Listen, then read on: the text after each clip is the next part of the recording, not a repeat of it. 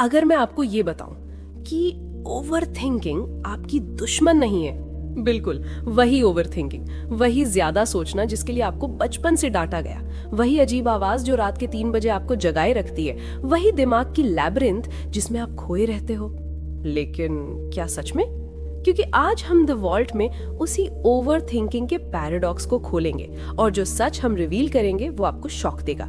Welcome to the vault, जहां मन के दरवाजे धीरे धीरे खुलते हैं। आज हम बात करेंगे सोचने की आदत से, वो आदत जो हर जगह विलन बना दी गई है। सेल्फ हेल्प बुक्स बोलते हैं स्टॉप ओवर थिंकिंग, मोटिवेशनल स्पीचर्स चिल्लाते हैं डोंट थिंक जस्ट डू, दोस्तों का फेवरेट ताना है यार तू बहुत सोचता है छोड़ दे। और हम मान लेते हैं कि ये हमारी सबसे बड़ी वीकनेस है, कि हमारा दिमाग ही हमारा सबसे बड़ा दुश्मन है। लेकिन क्या सच में ऐसा है? क्या ओवर थिंकिंग हमेशा हमलावर करने आती है? क्या वो हमेशा आपको जिंदगी से पीछे खींचती है?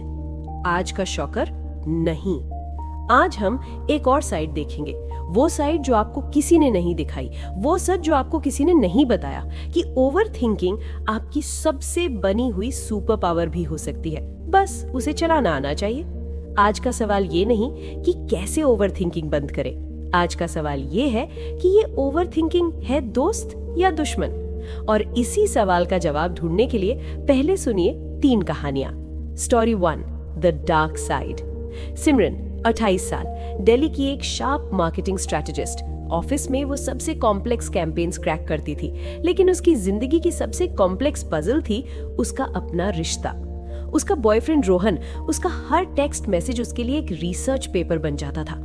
He said okay, why just okay? Is he upset? Did I say something wrong yesterday? Maybe the haha I used was too forced? Her phone call के बाद वो उसकी टोन एनालाइज करती, सेकंड्स गिनती कि उसने कितनी देर बाद फोन उठाया। उसने एक इमेजिनरी डिटेक्टिव एजेंसी बना ली थी अपने ही रिलेशनशिप के अंदर। रोहन का बर्थडे आया, सिमरन ने 15 दिन पहले से सोचना शुरू कर दिया, क्या गिफ्ट दूं, ट्रेडिशनल, मॉडर्न, एक्सपेंसिव या थॉटफुल। हर ऑप्शन का फ्यूचर सिनेरियो उसने अपने दिमाग में चलाया। आखिर एक परफ्यूम फाइनल किया, लेकिन पार्टी के दिन जब रोहन ने खोला, उसके चेहरे पर जो नॉर्मल स्माइल थी, सिमरन ने उसमें डिसअपॉइंटमेंट पढ़ लिया। उसी रात वो सोचती रही, he didn't like it, I chose wrong, he thinks I don't know him, maybe he's comparing me to his ex who gave him better gifts। उसी ओवर थिंकिंग ने एक छोटी सी बात को भविष्य का अर्थक्वेक बना दिया। वो बातें करना बंद कर दी, दूर होने लगी, खुद को प्रोटेक्ट करने के लिए। रोहन ने आखिर एक दिन कहा, सिमरन I can't do this anymore, तू बहुत बहुत सोचती है, हर चीज को कॉम्प्लिकेट कर देती है, मैं एग्जॉस्टेड हूँ। और चला गया। आज सिमरन अपने फ्लैट में अकेले बैठती है, वही परफ्यूम बॉटल देखती है और एक ही सवाल पूछती है, क्या मेरा दिमाग ही मेरा सबसे बड़ा कर्स है? Story 2, the bright side. Karan 30 साल, बैंगलोर का स्टार्टअप फाउंडर। वो भी एक ओवर थिंकर है, लेकिन उसने अपने ओवर थिंकिंग का नाम रखा है स्ट्रेटेजिक फॉरसाइट। जब उसकी कंपनी ने नया प्रोडक्ट लॉन्च करना था, उसके टीम मेंबर्स एक्साइटेड थे, जल्दी लॉन्च करते हैं, मार्केट कैप्चर करेंगे। लेकिन करण ने रोका। उसने 48 आवर्स तक सोचा, हर possible scenario, supply chain disruption, a competitor's counter move, एक negative review going viral, server crash on day 1। उसने टीम को 10 एक्स्ट्रा व्हाट इफ प्लान्स बनाने को कहा। सब थोड़े अनॉयड थे, यार करण ज्यादा सोच रहे हो, जस्ट लॉन्च इट। लेकिन लॉन्च के दिन एग्जैक्टली वो हुआ जो करण ने सोचा था। एक मेजर कंपेटिटर ने अनएक्सपेक्टेडली प्राइस कट अनाउंस कर दिया। टीम पैनिक में पड़ जाती, लेकिन करण मुस्कुरा दिया, प्लान सी एग्जीक्यूट करो, जो उसने पहले से सोच रखा था। उनकी कंपनी नॉट ओनली सर्वाइव की, बल्कि मार्केट शेयर भी बढ़ाया।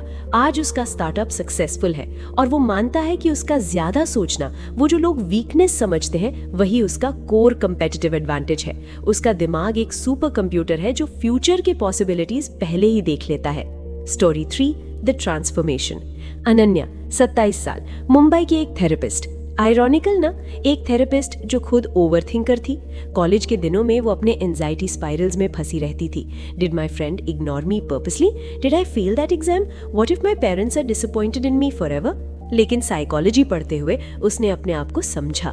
उसने देखा कि वही दिमाग जो उसे डर के कुएं में ढकेल देता था, वही दिमाग दूसरों की फीलिंग्स को एक माइक्रोस्कोप की तरह देख सकता था। वही ज्यादा सोचना जो उसे टॉर्चर देता था, वही उसे एम्पैथी की एक्स्ट्रा ऑर्डिनरी डेप्थ देता था। आज वो अपने क्लाइंट्स की बात इतनी गहराई से सुनती है, उनके अनसेड इमोशंस को पढ़ लेती है। एक क्लाइंट बस इतना कहता है, लाइफ बोरिंग लगती है। अनन्या उसकी आवाज की धीमी खामोशी, उसकी बॉडी लैंग्वेज से समझ जाती है कि वो एक्चुअली डिप्रेशन से जूझ रहे हैं, क्योंकि वो खुद वहां थी। उसने अपने कर्स को अपनी सुपर पावर में ट्रांसफॉर्म कर लिया। उसने सोचना बंद नहीं किया, उसने सोच को चैनलाइज करना सीख लिया। तो ये रही 3 कहानियां, एक ही ट्रेट, ओवर थिंकिंग, 3 अलग आउटकम्स, डिस्ट्रक्शन, सक्सेस, ट्रांसफॉर्मेशन। तो फिर कौन सही है? क्या ओवर थिंकिंग अच्छा है या बुरा? यही है पैराडॉक्स, और अब हम इस पैराडॉक्स को तोड़ते हैं। तो शॉकिंग ट्रूथ ये है कि ओवर थिंकिंग ना तो सिर्फ अच्छा है, ना तो सिर्फ बुरा। ये एक स्पेक्ट्रम है। एक तरफ है हेल्दी डीप थिंकिंग, दूसरी तरफ है डिस्ट्रक्टिव रूमिनेशन। दोनों दिखते एक जैसे हैं, लेकिन है बिल्कुल अलग। जैसे सूरज की रोशनी और लेजर, दोनों लाइट है, लेकिन एक जान बचाती है और दूसरी जान ले सकती है। The science behind the Ferrari brain. आपके दिमाग का जो हिस्सा बार बार सोचता रहता है, उसे कहते हैं डिफॉल्ट मोड नेटवर्क। ओवरथिंकर्स का ये नेटवर्क हाइपर एक्टिव होता है। यही वो इंजन है जो बंद होने का नाम नहीं लेता। साइंस कहती है ऐसे लोगों का ब्रेन स्ट्रक्चर थोड़ा अलग होता है। उनकी पैटर्न रिकग्निशन, थ्रेट डिटेक्शन और फ्यूचर सिमुलेशन की कैपेसिटी एक्स्ट्रा ऑर्डिनरी होती है। यही वो क्वालिटी थी जो हमारे पूर्वजों को जंगल में शेर से बचाती थी। अगर मैं इस रास्ते से जाऊंगा तो क्या शेर मिल सकता है? अगर मैं इस फल को खाऊंगा तो क्या जहर होगा? आज का ओवरथिंकर वही पूर्वज का डिसेंडेंट है। जेनेटिक भी हो सकता है, ट्रॉमा के कारण भी। जब बचपन में आपको अनप्रेडिक्टेबल एनवायरनमेंट मिला तो आपका दिमाग अलर्ट मोड में हार्डवायर हो गया, ताकि आप फ्यूचर हैजर्ड्स प्रिडिक्ट कर सको। मतलब आपका ओवरथिंकिंग आपकी सर्वाइवल मैकेनिज्म है, लेकिन जंगल नहीं रहा, अब ऑफिस और रिलेशनशिप्स है। तो यही मैकेनिज्म कभी आपको सेव करता है, कभी आपको ट्रैप कर देता है। द हिडन गिफ्ट्स, यही है आपकी सुपर पावर। जिन लोगों को ज्यादा सोचता है कहकर तोड़ा जाता है, उनमें ये हिडन गिफ्ट्स होते हैं। Number 1, deep analytical ability. आप सरफेस पे नहीं, डेप्थ में देखते हो। आप 2 अलग लगने वाली चीजों का कनेक्शन देख लेते हो। आप एक अच्छे चेस प्लेयर की तरह मूव से पहले 5 मूव सोच लेते हो। Number 2, emotional intelligence. आप इतना सोचते हो कि दूसरे लोग क्या फील कर रहे हैं, इसीलिए आप एम्पैथेटिक हो। आपके लिए इमोशंस एक कॉम्प्लेक्स पजल नहीं, एक ओपन बुक है। Number 3, creative genius. सोचना ही तो क्रिएशन की पहली स्टेप है। हर राइटर, म्यूजिशियन, आर्टिस्ट ओवरथिंकर होता है। वो अलग अलग सिनेरियोज इमेजिन करते हैं, तब जाके कुछ नया क्रिएट होता है। Number 4, consciousness. आप कुछ भी करेंगे पूरे दिल से, डिटेल पर ध्यान दोगे, काम छापोगे नहीं, क्योंकि आपके दिमाग ने ऑलरेडी सोच रखा है कि क्या गलत हो सकता है। Number 5, risk management. आप ही हो जो ट्रिप प्लान करते वक्त first aid kit, extra charger, rain coat सब ले जाएंगे। आपकी कंपनी को बैंक्रप्सी से बचाएंगे, आपकी फैमिली को फाइनेंशियल क्राइसिस से बचाएंगे। द डार्क साइड, जब ये सुपर पावर विलन बन जाए, लेकिन जब यही गिफ्ट कंट्रोल से बाहर हो जाए तो यही बन जाता है कर्स। Number 1, analysis paralysis. सिर्फ सोचने में इतना टाइम लग गया कि कुछ किया ही नहीं। करियर का मौका गया, प्यार का इजहार नहीं कर पाए, जिंदगी पॉज पर आ गई। Number 2, relationship destruction. सिमरन की तरह आपने अपने ही दिमाग में दूसरे का वर्जन बना लिया जो असली इंसान से बिल्कुल अलग है, और उसी इमेजिनरी वर्जन से लड़ने लग गए। Number 3, mental health spiral. Overthinking anxiety की फ्यूल है, एंजाइटी ओवरथिंकिंग की ऑक्सीजन। यही साइकिल आपको इंसोम्निया, एग्जॉशन और डिप्रेशन तक ले जाती है। Number 4, present moment loss. Birthday party है, लेकिन आप सोच रहे हो कल ऑफिस मीटिंग का। बीच पर हो, लेकिन आप सोच रहे हो अगले हफ्ते के प्रेजेंटेशन का। आपकी जिंदगी आपके दिमाग में जी रहे हो, रियलिटी में नहीं। The tipping point. कैसे पता चले दोस्त है या दुश्मन? यही है सबसे जरूरी सवाल। कैसे पता चले कि आपका दिमाग आपका दोस्त बनकर आपके लिए काम कर रहा है या आपका दुश्मन बनकर आपको खा रहा है? ये फ्रेमवर्क अपनाएं। पूछिए खुद से, friend indicators, healthy deep thinking. क्या इस सोच से कोई सोल्यूशन या इंसाइट निकल रहा है? क्या मैं इसे रोक सकता या सकती हूँ जब चाहूँ? Time bound? क्या सोचने के बाद एक्शन लेता या लेती हूँ? क्या ये मेरी डिसीजन क्वालिटी बेहतर कर रहा है? क्या ये फैक्ट्स पर बेस्ड है या फियर पर? क्या सोचने के बाद मैं प्रोडक्टिव फील करता या करती हूँ? Enemy indicators, destructive overthinking. क्या ये सोच एक लूप में घूम रही है बिना किसी कंक्लूजन के? क्या मैं चाहते हुए भी इसे बंद नहीं कर पा रहा या कर पा रही? Out of control. क्या ये सोच मुझे कुछ करने से रोक रही है? पैरालिसिस। क्या मैं बस अजम्पशंस और डर के सिनेरियोज बना रहा या बना रही हूँ? क्या सोचने के बाद मैं मेंटली एग्जॉस्टेड फील करता या करती हूँ? क्या ये मेरी एंजाइटी को बढ़ा रहा है?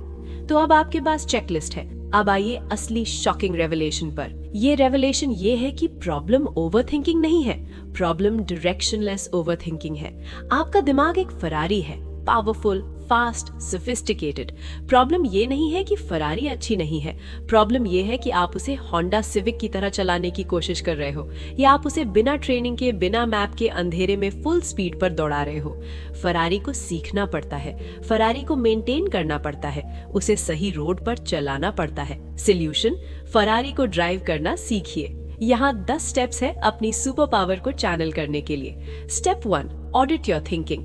अगले 3 दिन एक छोटा सा नोट बनाएं। जब भी आपको लगे आप ओवरथिंक कर रहे हैं, लिख ले। 1, क्या सोच रहे थे? 2, फ्रेंड था या एनिमी? 3, किस ट्रिगर से शुरू हुआ? बस जज मत करिए, ऑब्जर्व करिए। आप अपने माइंड के साइंटिस्ट बन जाइए। Number 2, productive thinking protocol. जब भी कोई बड़ा डिसीजन लेना हो, खुद से कहें, मैं इस पर 30 मिनट सोचूंगा। बस टाइमर लगा ले। उस 30 मिनट में 1, प्रॉब्लम को क्लियर शब्दों में लिखें। 2, फैक्ट्स इकट्ठे करें। 3, सिर्फ 3 पॉसिबल सॉल्यूशन सोचें। 4, उनमें से एक चूज करें। 5, उस पर एक छोटा सा इमीडिएट एक्शन ले। एक्शन सोच को डायरेक्शन देता है। Number 3, redirect destructive loops. जब भी आपको लगे आप एक नेगेटिव लूप में फंस गए हैं, खुद से पूछिए, इससे मेरी प्रॉब्लम सॉल्व हो रही है या सिर्फ मेरा डर बढ़ रहा है? अगर आंसर डर बढ़ रहा है तो तुरंत इंटरप्ट करें, कुछ फिजिकल करें, 10 बार जंप करें, ठंडा पानी पिएं, गाना गाएं, दिमाग को सिग्नल दें कि लूप खत्म। Number 4, channel into creativity. आपका दिमाग सिनेरियोज बनाता है, उसे अच्छी जगह लगाएं, स्टोरी लिखने की कोशिश करें, बिजनेस आइडियाज बनाएं, प्रॉब्लम सॉल्विंग पजल्स खेलें, एक वरी जर्नल रख लें जिसमें आप अपनी सारी कैटास्ट्रोफिक सोचें लिख दें। देखिए वो कितनी क्रिएटिव हॉरर स्टोरीज है। Number 5, the 80-20 rule of action. सोचना सिर्फ 20% टाइम दीजिए, एक्टिंग पर 80% टाइम दीजिए। इम्परफेक्ट एक्शन परफेक्ट प्लानिंग से बेहतर है। करण ने सोचा 20% लेकिन एक्शन प्लान्स बनाए 80%। सिमरन ने सोचा 80% और एक्शन लिया 0%। Number 6, thought scheduling. अपने दिमाग को ट्रेन करिए। बोलिए, शाबाश दिमाग, तुम सुबह 8 से 9 बजे स्ट्रेटेजिक सोच सकते हो, लेकिन रात को 11 बजे से सोचना बंद। वो वरी जो आज रात आएगी, मैं उसे कल सुबह 8 बजे सुनूंगा। आपका दिमाग आपका नौकर है, आप उसके मालिक है। उसे स्केड्यूल बताइए। खुद से कहें, मैं ब्रोकन नहीं हूँ, मैं पावरफुल हूँ। मेरा दिमाग गहराई के लिए बना है। समाज में जहाँ सब जल्दी करो कहते हैं, वहाँ मैं ठीक से करो कहता या कहती हूँ, और ये ठीक है। Step 8, leverage your strengths. आपका करियर ऐसा हो जो आपकी डीप थिंकिंग को रिवॉर्ड करे। Data analyst, writer, strategist, researcher, therapist. आपके दोस्त ऐसे हों जो आपकी सेंसिटिविटी को समझें। जिनको लगे कि आप ज्यादा सोचते हो, उनके साथ टाइम कम दीजिए। अपनी फरारी को कच्चे रास्ते पर मत चलाइए। Step 9, protect your peace. Overthinkers की बैटरी जल्दी ड्रेन होती है। न्यूज़ कम देखें, नेगेटिव लोगों से बाउंड्रीज बनाएं, क्योंकि आपका दिमाग हर चीज को एब्जॉर्ब करता है। उसे क्वालिटी फ्यूल दीजिए। Step 10, seek professional navigation. अगर आपको लगता है आपकी ओवरथिंकिंग ट्रॉमा से जुड़ी है या आपके कंट्रोल से बाहर है, तो थेरेपिस्ट से जुड़े। ये वीकनेस नहीं है, फरारी को सर्विसिंग की जरूरत होती है। सीबीटी आपको सोचने के नए टेम्पलेट्स दे सकती है। The paradigm shift. आज से अपना नैरेटिव चेंज करिए। मैं ओवरथिंकर हूं के बजाय कहें, मेरे पास एक स्ट्रेटेजिक माइंड है। मैं छोटी बातों पर अटक जाता हूं के बजाय कहें, मैं डिटेल्स पर ध्यान देता हूं। मेरा दिमाग मुझे सताता है के बजाय कहें, मेरा दिमाग मुझे फ्यूचर के लिए तैयार करता है। आपकी वही सोच जो आपको बाथरूम में खड़ी कर देती थी, उसी सोच ने आपको लाइफ की सबसे कॉम्प्लेक्स प्रॉब्लम सॉल्व करने की ताकत दी है। आपकी वही सेंसिटिविटी जो आपको दुखती थी, उसी से आप दूसरों का दर्द समझ पाते हो। अपनी फरारी को जेल में मत रखिए, उसे ओपन हाईवे पर ले जाइए। सीखिए उसे ड्राइव करना, क्योंकि जब आप सीख जाओगे तो आप वही बन जाओगे जो दुनिया को चाहिए। The visionary, the healer, the creator, the strategist.